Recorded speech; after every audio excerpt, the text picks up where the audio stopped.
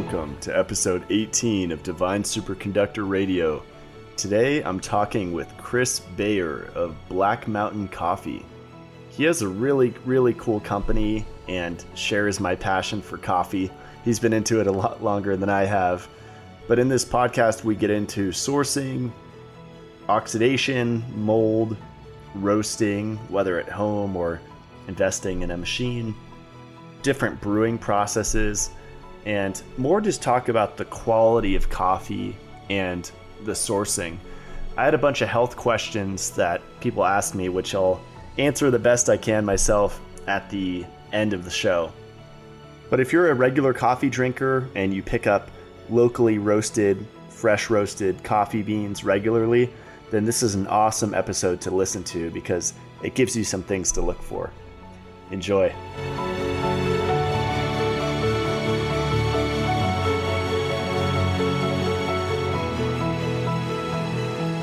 I am here with Chris Bayer. Chris, welcome to the show. Hey, thanks for having me. Yeah. So Chris has been studying coffee, the roasting, the sourcing, and the brewing, just all of the nitty-gritty details, kind of like I've been with nutrition, just a lot of trial and error. I'm sure a lot of headaches and a lot of frustration and just trying different methods and learning. I think that's honestly the best way to learn. And my fascination with coffee really comes from the nutritional benefits.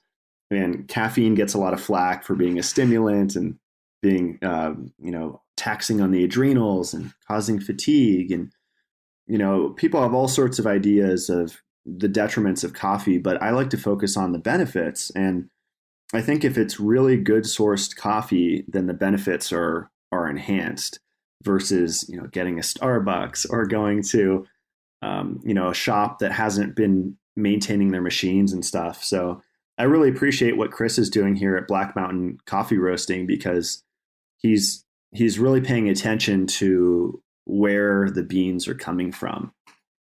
Yeah, that's right. We really like to find out who grew our coffee, where it's coming from, and what they're all about. And if there's a family history of coffee farming or just any sort of interesting information that we can get a hold of and really relay it along to our customers, it's just even better. And of course, we're looking for the most delicious coffee we can find and afford at any given time. So all those things kind of culminate into who we are and what we do here. That's awesome. Yeah, so it's quality, it's the taste. Of course, it's a whole experience. You have to enjoy it. So can you speak a little bit on how long you've been into this and how you got into it? Yeah, so I first got into coffee relatively seriously, and then I'd say early 2008. I left the construction business when the economy slowed down, and coffee is where I landed. And it was always really interesting for me, and I really started in coffee kind of learning how to make drinks and become a barista and that sort of training. And not until a few years later did I really get into coffee roasting. And then even after that is when I really started to look into and research more about sourcing quality coffees and the difference between micro lot and small farm versus big blended lots and big farm coffee. So all of those things, they took a lot of time and a lot of learning and understanding on my end, but I'm happy to share that with whoever wants to know. Yeah, on your website, the one word that stood out to me was finca. Is that how you pronounce it? Does that mean small batch? Or? Finca is actually just a Spanish word for farm. So okay. we refer to fincas, we're talking about just a particular farm. A lot of times when we name a coffee, we don't actually give it a name. We use the name that it came with. And that just helps with traceability. And we're not trying to disguise what we're doing. We don't really care if people know who grew it or where it came from. We're actually encouraging people to kind of know their farmer. It's almost like the idea of shopping at a farmer's market, but for coffee. Most farmers don't have the means, at least in third world countries, to produce a ready to drink product. So they usually find an importer who works here in the United States, and then roasters will either source directly to farms or will buy from importers. So it's a nice community of coffee people. Makes sense. Yeah, they probably don't have printers to print, make nice, sexy looking bags and marketing, right? Yeah, I think most, especially small farms, and you're talking about third world countries most of the time, where people have learned their trade or their craft by either being sent to school for it by their family or by their community, or maybe they just learned on the farm. They grew up on this coffee farm, and that's what they decided they wanted to do when they were old enough to do whatever it is they chose. I remember when I met you here, I think like so about 6 or 7 months ago. We've been chatting a lot ever since. And the thing that really piqued my interest in your business was you said you actually travel to the farms, right? Like you actually go there. It's a little bit of a dream. We'd hope to make a trip to Guatemala this year. I've got 2 small kids, and a lot of travel right now isn't really realistic for our family. But yeah, we're looking at potentially going to a small farm on the Big Island of Hawaii to check it out and see what's going on there. Actually, exciting news that they are now growing coffee right here in California. So if you're in Southern California below Santa Barbara County, there's at least a couple of places you could reach out to and see about a farm tour or something like that. That's awesome. And before we started recording, we were talking a little bit about the organic industry, and it's kind of funny with health products. The organic stamp, the USDA, is kind of a buzz marketing thing because they're still using organic pesticides with organic food. And the coffee, you were saying, is the same way, right? A lot of these small farms just don't have the money to get the certification. Yeah, so organic certification for coffee farmers is there's a couple of things that would encourage a farmer to do that. Probably the biggest thing that would encourage a farmer to pursue organic certification is that they can get a slightly higher price. I mean, there's a fair amount of investment on their end to become an organic certified farm, but kind of the benefit to them is that then their crop will sell for a slightly higher price. And that kind of is good and it's bad. It definitely doesn't encourage quality as much as it encourages volume.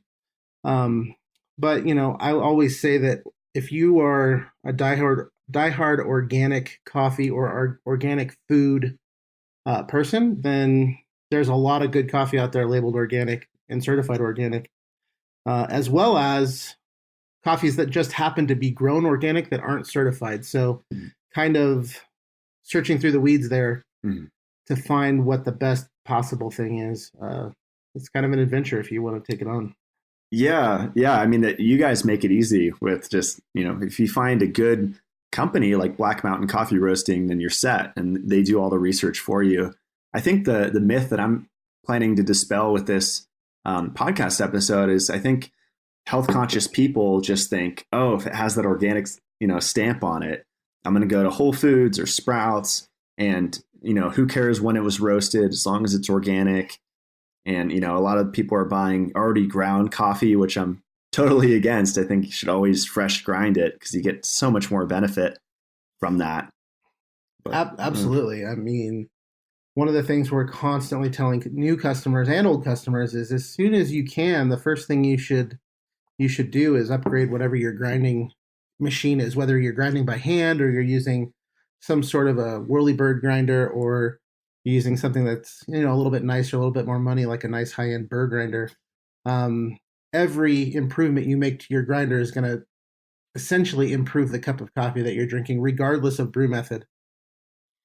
That's awesome. Yeah, I use a Capresso. I think it was like $30. I think Bed Bath & Beyond has them. It's just a little electric grinder. And I think I tried the Hario, like the manual crank, and that was just a headache, and it was taking me like 15 minutes to grind. Yeah, I melted my Hario hand grinder by connecting it to an 18-volt drill, and I got tired of cranking. So, you take like a $300 drill, you connect it to the $30 coffee mill, and then you melt the $30 coffee mill. So, better off buying a $150 burr grinder, and you won't have any issues that way. So, is the burr grinder, is that a slow grind? Because the little research I did on it is the slower the grind, the less oxidation there is. Is that correct? Yeah. Oxidation is something that starts with coffee as soon as it's roasted. So once coffee is roasted, it begins to off gas, and part of that releasing of CO2, you're absorbing oxygen. That's why coffee comes in an airtight package most of the time.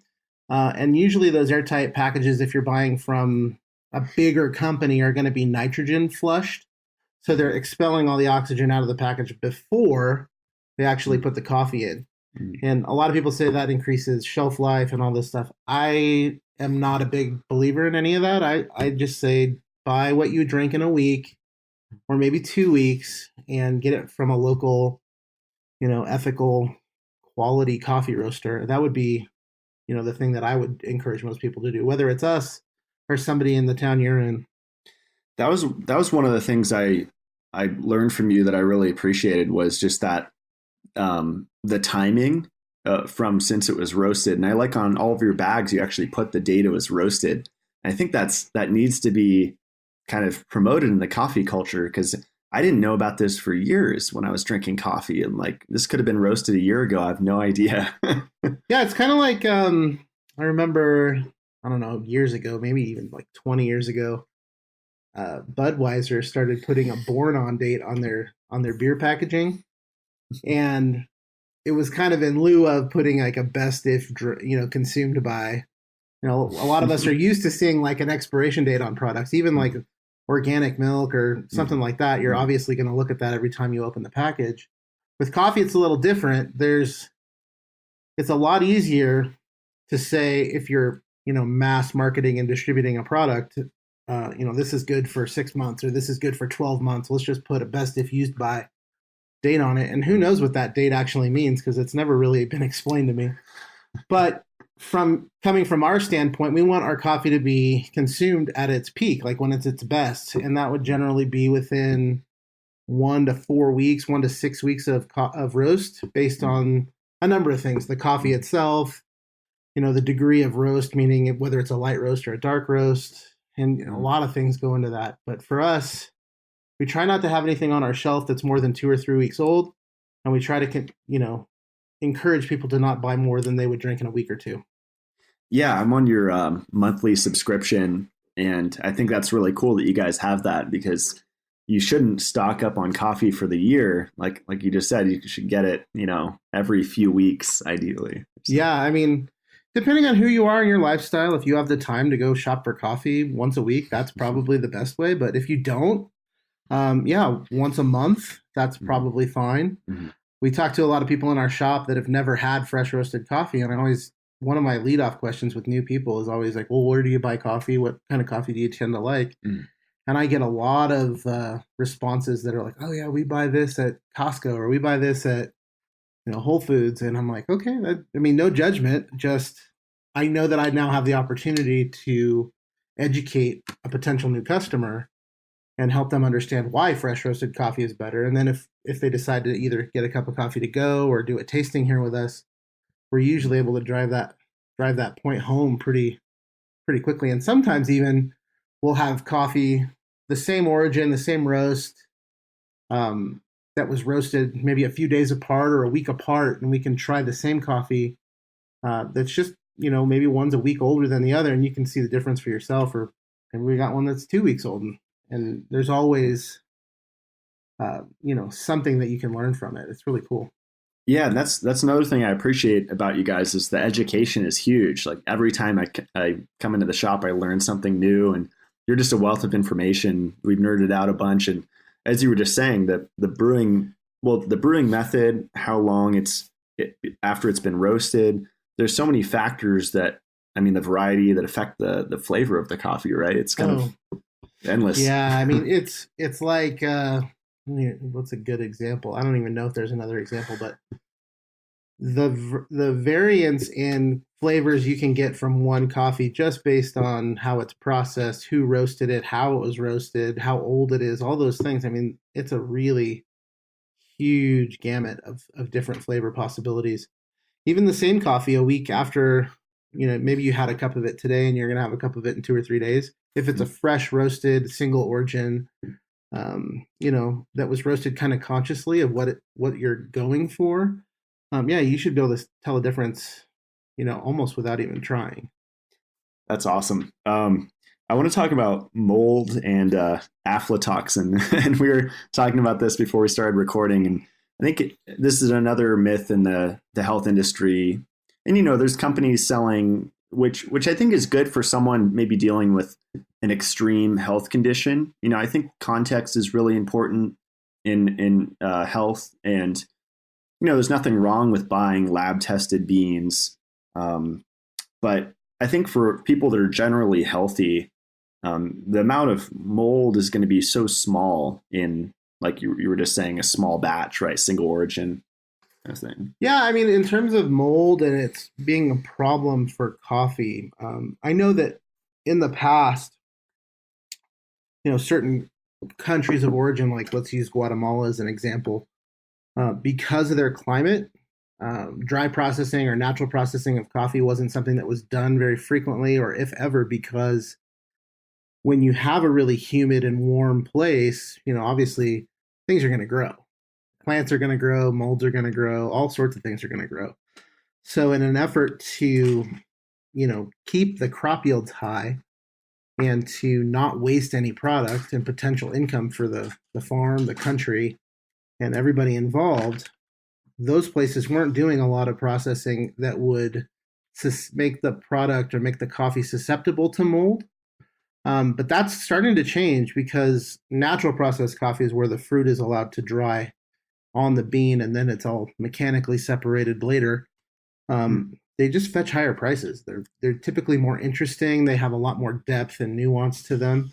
They're not all wonderful, but for the most part, in countries that are further from the equator with drier climates like Brazil, definitely Ethiopia and other African countries where the climate is dry, they've done enough natural processed coffees now to see like there's a lot of money there when you do it right and you're very careful. It's not in anybody's best interest to do something that's going to create a mold problem. So thinking of it from a business standpoint, if I'm a farmer in a third world country, I want to maximize my profits. And the way to do that is to produce the best coffee possible with the least amount of waste. So I think that when farmers are educated and when they're encouraged to do a good job and they're paid more because they're doing a better job, those things they feed directly into the quality of coffee that we're going to get here. Now, that being said, there are places in the world where they're not educated and they know that companies will come in and buy their coffee, especially if they're mixing it in with big lots of coffee and they're just trying to fill bags or fill boxes or fill whatever they're packaging in. And I'm not trying to point fingers at anybody or anything like that, but there's bad coffee out there. I mean, I don't know that it's moldy coffee, but it's definitely not the highest quality coffee if you're paying $5 a pound at the grocery store. Yeah. That's all I'll say about that. That makes total sense. Yeah.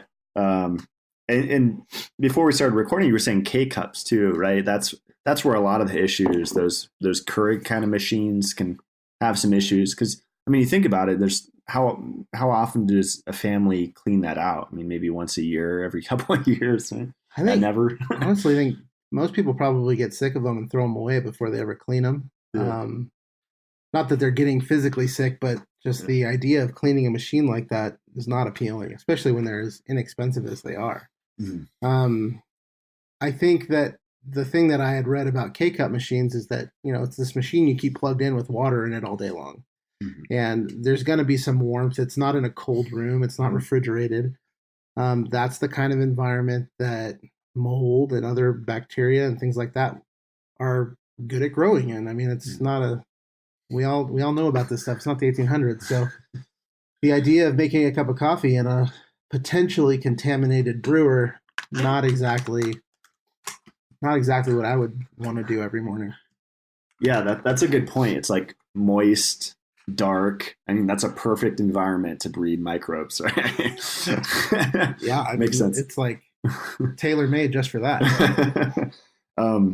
Yeah, my routine. Well, actually, let's first talk about roasting. Then we could kind of finish off with the brewing. Mm. So I'm looking at your roaster here. We're sitting in your shop, and I asked you, I think, a few months ago about what you thought of roasting at home, and I've seen people like roast the coffee beans on the stove. But what you told me is you're never going to have an even roast, right? It's always going to be different. So there's no way to control, like it's always going to be variable. There's no way to keep it the same every time. And that's the benefit of having a high quality roasting machine, right? Right. Yeah, you're exactly right. I think, I would never be one to talk down about home roasting because I started home roasting. I mean, sort of. I dabbled in home roasting, but I had already learned how to roast coffee on professional grade equipment. And that was the thing that drove me crazy was I could never duplicate the same profile or the same flavors twice. I mean, I'd had, let's say I bought 2 or 3 pounds of coffee and I'd roast a quarter pound or less at a time. Every time I roasted it, it was different. And when you're using kind of the basic tools like a cast iron skillet and a wooden spoon and a gas burner, one, it's kind of a messy process. Two, you really can't take any measurements other than sight and smell. So it's all basically subjected to your own perspective, and there's nothing real concrete about what you're doing ever. So that being said, if you're kind of a perfectionist, which I think anybody that wants to dabble in home roasting probably is somewhat of a nerd or perfectionist, you're best off probably investing a few $100 into some home roasting equipment and buying the highest quality beans you can afford. Awesome. Yeah, that's great. And what's the difference between the unit like you just mentioned and the one that you're using? Like, is it higher quality? Does it have different effects on the body or? I know that a lot of people talk about like carbon and carbon deposits and burnt things aren't good for you. Right? I don't know the science behind it. I've been a part of a lot of conversations where I'm not the smartest one in the conversation. And that whole idea of like not wanting to eat burnt carbon or carbonized things it kind of makes sense to me. But then again, I don't know a whole lot. You're definitely going to burn the coffee a little bit if you're doing something rudimentary like that, like roasting in a cast iron pan or roasting in a popcorn popper. The chances of you burning it are pretty high. What professional equipment is really wonderful at is controlling temperature change and therefore limiting the possibility of over roasting or burning your crop or burning your batch of beans at any given time, especially if it's a knowledgeable roaster who's, more or less probably roasted the same coffee hundreds of times. So.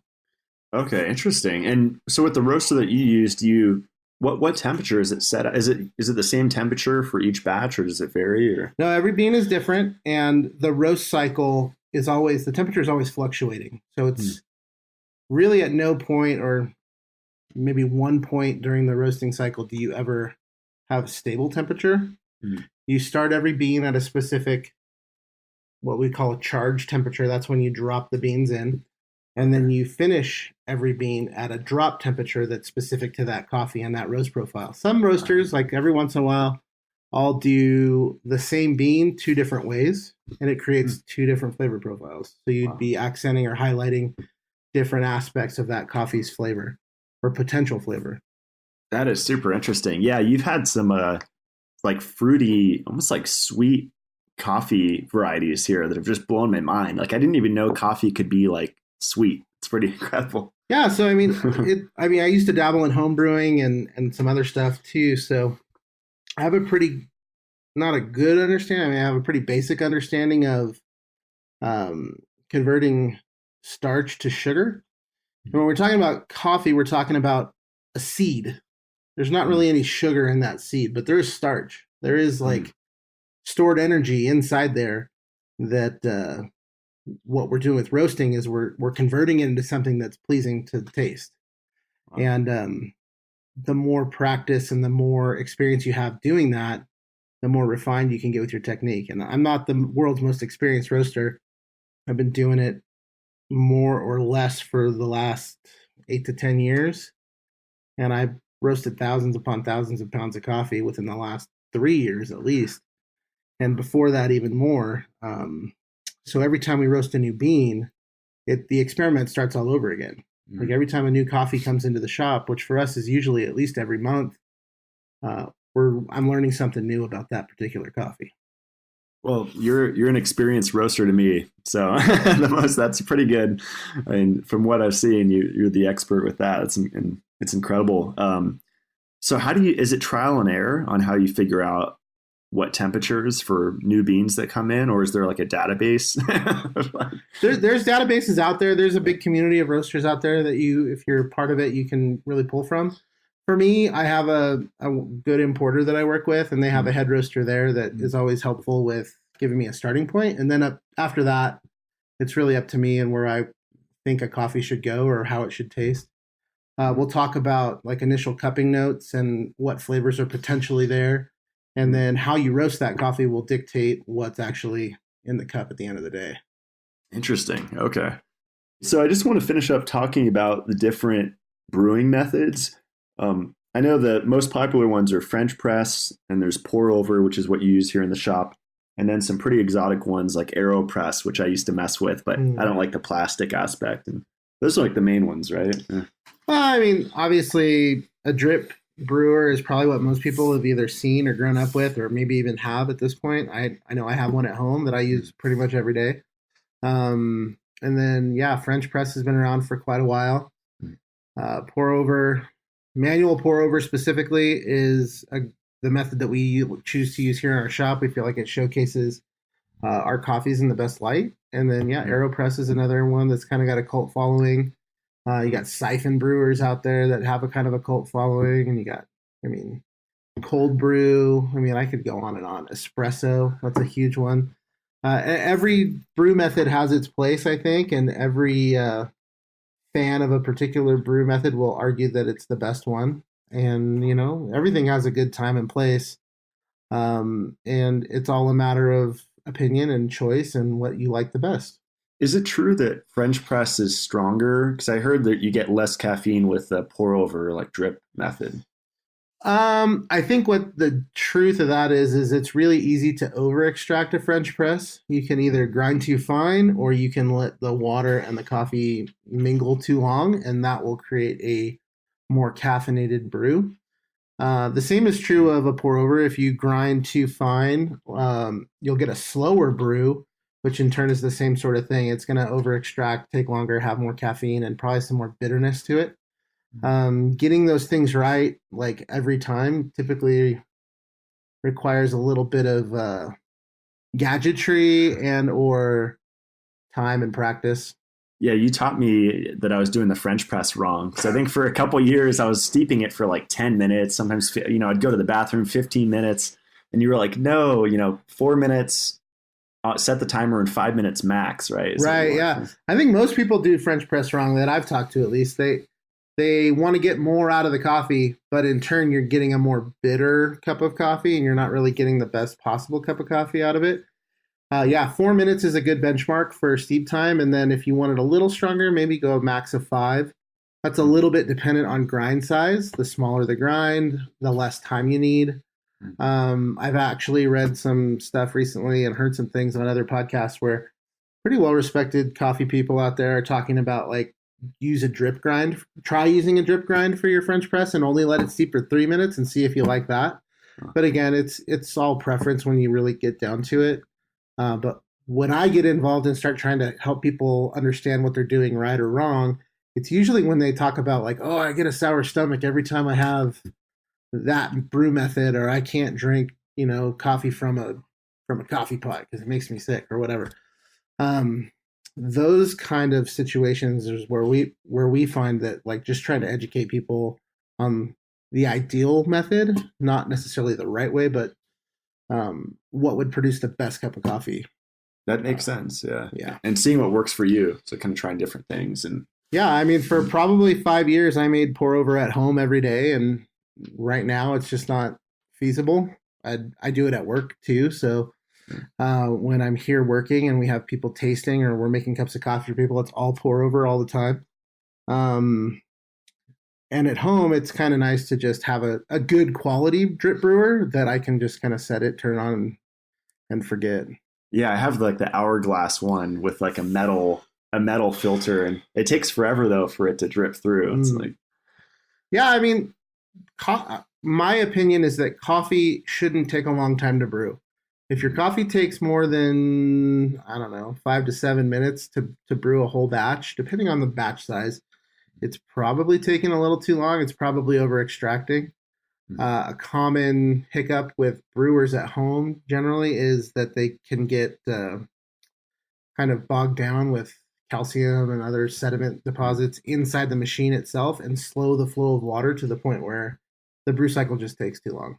And the grind size, right? If it's super fine, then it could clog even the mesh strainer. Right. Yeah. Grind size is pretty important. Hence, like talking about grinders earlier, grind size matters, depending on the brew method. Sometimes you want a pretty fine grind, like let's say AeroPress, or even a pour over is a relatively fine grind, but definitely something like espresso, super powdery fine. And then on the other end of the spectrum, cold brew and French press, you want coarse, chunky ground coffee.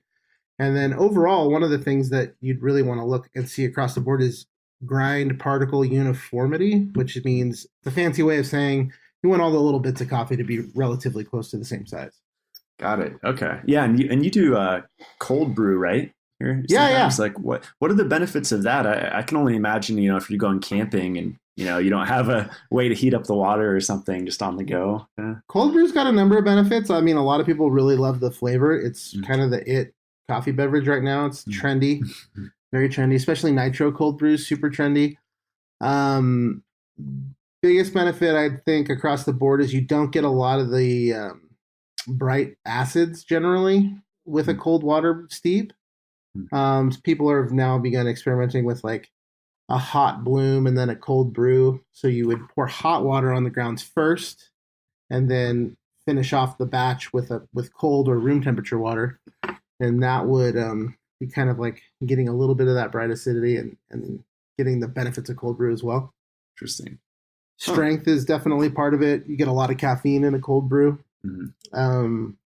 And then also the ability to dilute your coffee with more water or milk or some other beverage, maybe oat milk or nut milk of some sort, to get it to your desired strength. Those are all other things you can do really easily with cold brew that don't really work as well with a hot brew method. That's super interesting. So could I just take like a 32-ounce wide mouth mason jar, grind my beans, throw it in there, steep it, for 4 minutes with hot water, and then add cold water to the top, and then just put it in the fridge for like a day? Is it like 24 hours, or is that pretty much how you make it? Or with a hot brew, I'd probably go a little less. I'd start around 12 and then kind of play with it. But yeah, a 32-ounce mason jar is a good size vessel that would last most people a couple of days at least. If you want to experiment with hot, just be sure that you don't put like boiling hot water into a cold glass vessel because you'll probably shatter it. But yeah, absolutely. And then the neat thing about cold brew is everybody's recipe is a little different. The brew ratios are a little different depending on the coffee and the person making it and what your desired outcome is. So awesome. Yeah. Speaking of brew ratio, that was another thing I learned from you is how much to grind compared to the water. Like, because I think I was putting too little coffee or too much. I didn't really measure it out. But. Right. So we like a 15-to-1 brew ratio for pour over, French press, drip coffee makers at home. That's kind of where we have found that we like it. 15-to-1 is a little on the strong side, but it prevents you from over extracting a little bit. It's helpful for that. And I think that over extracted coffee, or a coffee where the brew ratio is off in terms of too much water for the amount of coffee, is more of a problem than a slightly stronger brew. And then when you get into cold brew, your brew ratio would vary depending on whether or not you want to brew something that's just ready to drink undiluted, or you want to brew a concentrate. You can go as high as, I would say, like 4-to-1 brew ratio. I think for us, we're closer to 8-to-1. But it does, just by nature of that ratio being higher, going to create a more robust, stronger brew. Okay, awesome. And you actually use a little measuring scale, right, to weigh your coffee? Yeah, I do everything on a scale. So like a typical pour over for one cup of coffee, let's say, I would do 25 grams of ground coffee, and I would do 360 grams of water. So that's a good idea of 15-to-1, basically. Okay, awesome. All right, I think that's pretty good. Is there any method you would recommend just as like the best option across the board. Like for me, I mean, I think that's French press for most people. It's just the most practical. But any thoughts on that? Or? I'm a huge advocate for pour over coffee. I think you don't get a better cup of coffee, and by coffee I mean what we would typically consider black drinkable, or a coffee that you would add cream and sugar to. French press is great. It's a beautiful presentation. I'm a little bit on the lazy side when it comes to cleanup, so pour overs with a paper filter really are good for me. Also, the AeroPress is easy to clean. You just unscrew the filter holder and pop out the grounds.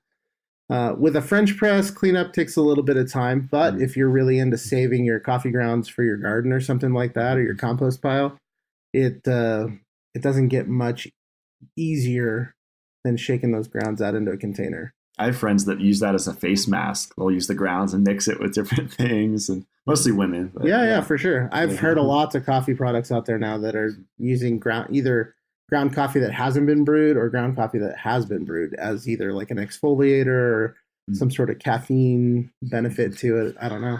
Yeah. And why do you use paper filters versus metal? Because when I was using the AeroPress years ago, I had the custom, it's like the little metal filter. And supposedly there's something with oils that with the metal filter, you get more of the oils that survive, but I guess paper can catch a lot of those. Or? Yeah. Paper filters, especially if you don't rinse them or forget to rinse them, they're going to absorb some of the oil out of your coffee for sure. We have it's all about getting into a good habit with how you make your coffee for consistency. I always pre-rinse my filter, warm up the vessel, whether it's a cup or a carafe or something that I'm brewing into. That will help the paper filter not absorb all the oils out of your coffee. I personally prefer paper filters because I don't like grit and sediment in my coffee. If I'm drinking a shot of espresso or maybe an Americano or something like that at a cafe, I'm okay with a little bit. But when it comes to a pour over, the purpose of the pour over is the cleanest cup of coffee possible. So using a metal mesh filter in and of itself is going to create a little bit of grind in the cup. French presses, always you're going to have grind in the cup. And that's just for me on a personal taste level. I don't enjoy that.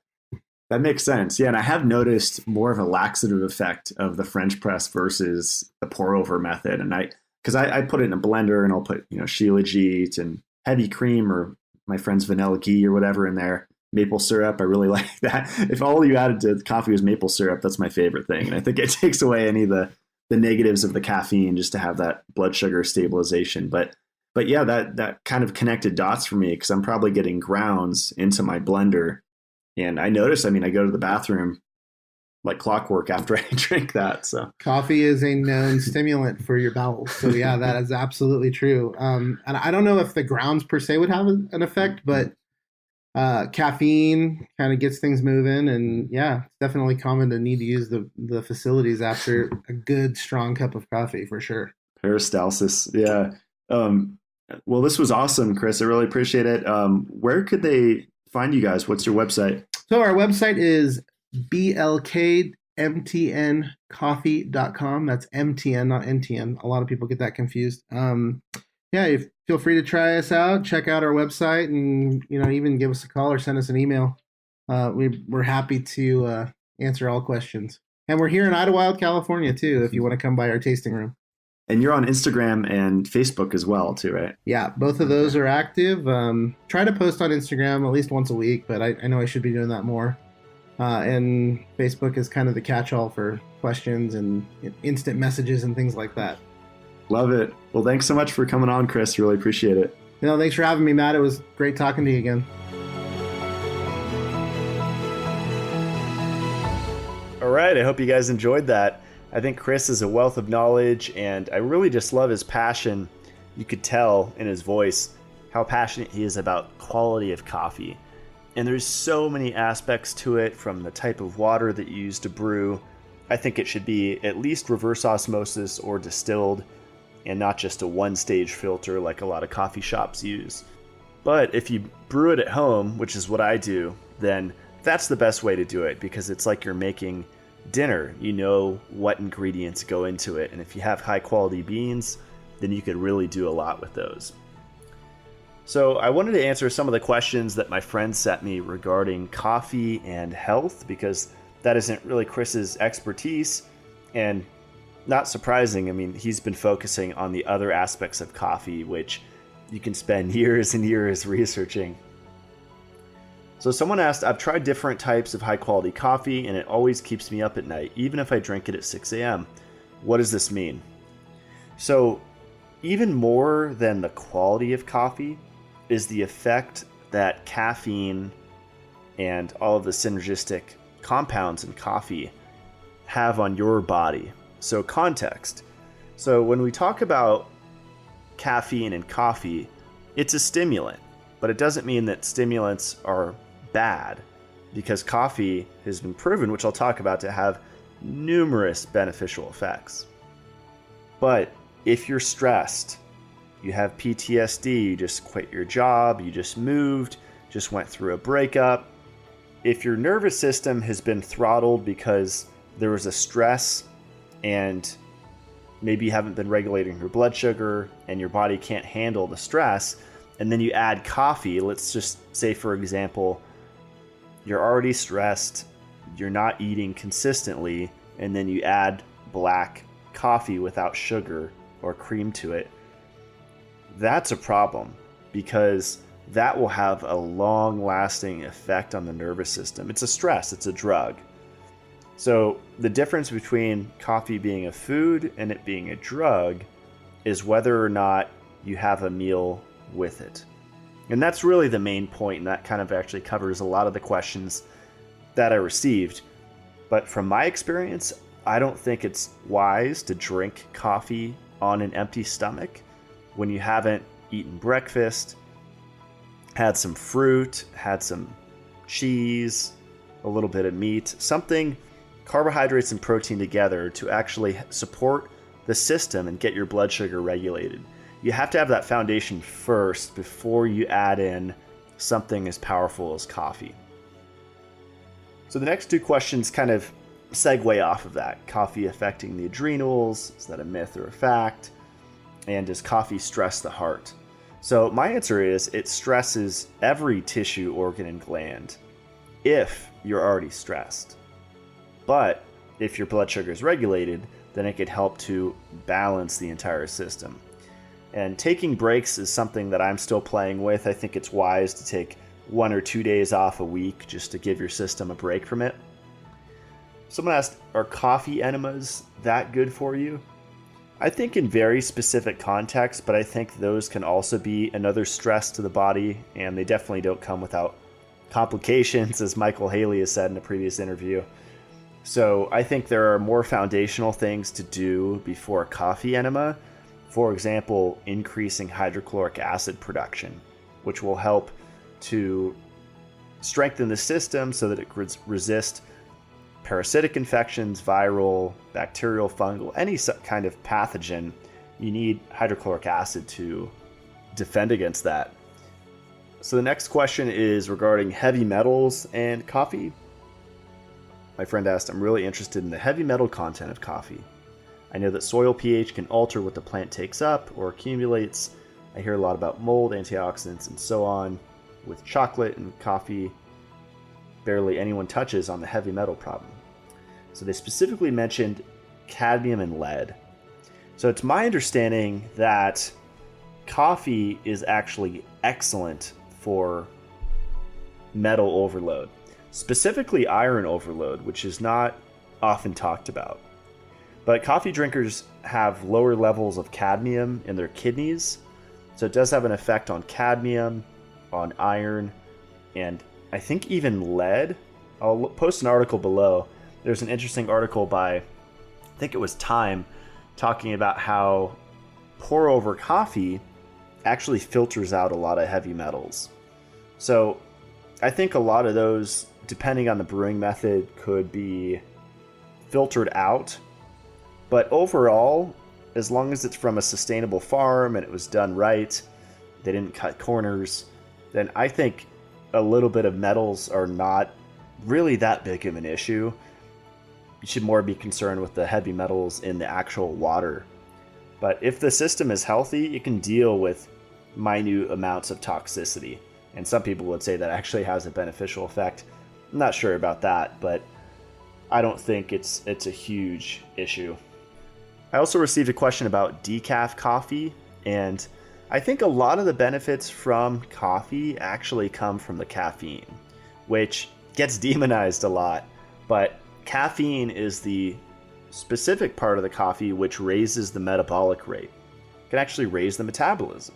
And this is, of course, after you've eaten breakfast, either during, or I prefer even 10 minutes after eating breakfast.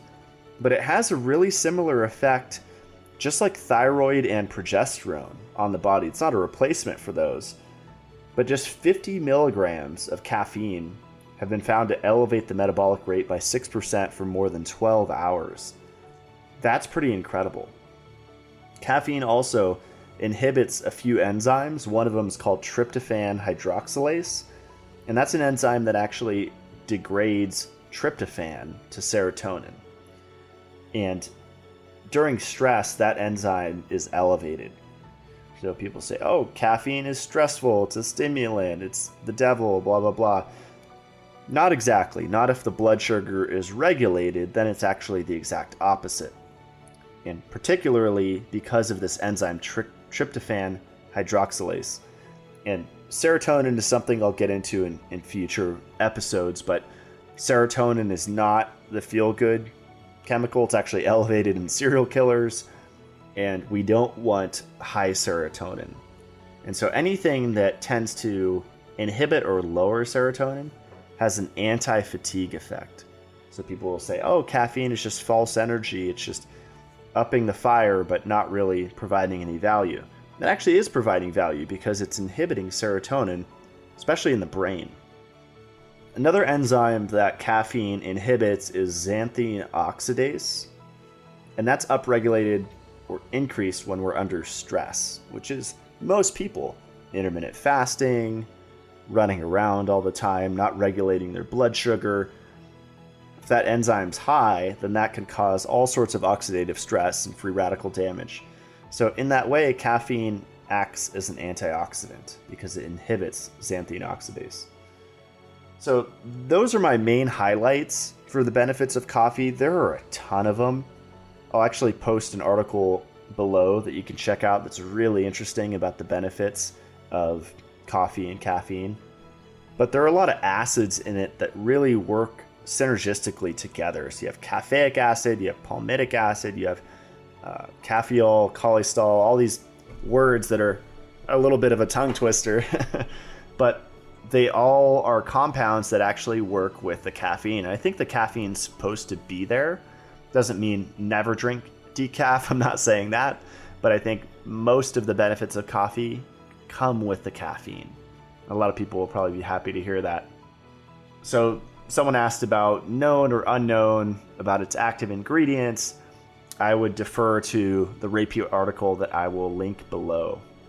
My favorite use of coffee, and specifically caffeine, is as a brain detox. And I don't like using fulvic acid extracts because those are a little unnatural. On my website, I have Tonic Treasures Shilajit resin tincture.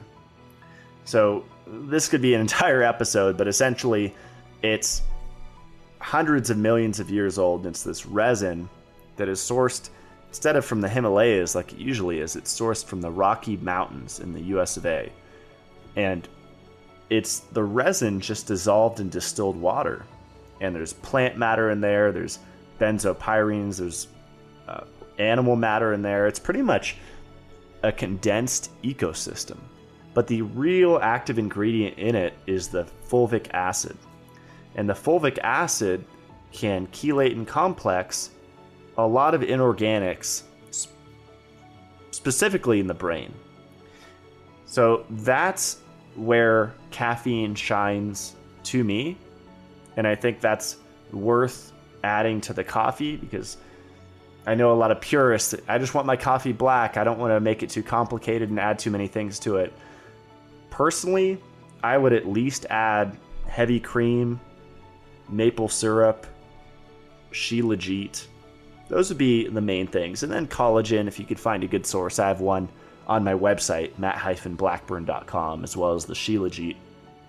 But that Shilajit tincture, the collagen, you have some cream and some high-quality maple syrup. Now, that's actually a health beverage.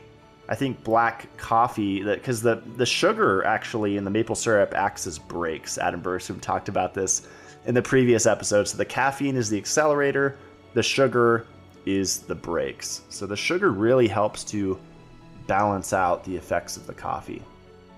So I'll put all the links below to how you can connect with Black Mountain Coffee. They are awesome, small family owned, just amazing people. If you use the discount code Blackburn on their website, my last name, you'll actually get free shipping. And as always, leave a review if you like the podcast, share it with your friends. And to support my work, you can also go to my website, matt-blackburn.com, and find all of my recommended products there. Today's quote is by Henry Ward Beecher. "A cup of coffee, real coffee, home-browned, home-ground, homemade, that comes to you dark as a hazel eye, but changes to a golden bronze as you temper it with cream that never cheated, but was real cream from its birth, thick, tenderly yellow, perfectly sweet, neither lumpy nor frothing on the Java. Such a cup of coffee is a match for 20 blue devils and will exorcise them all."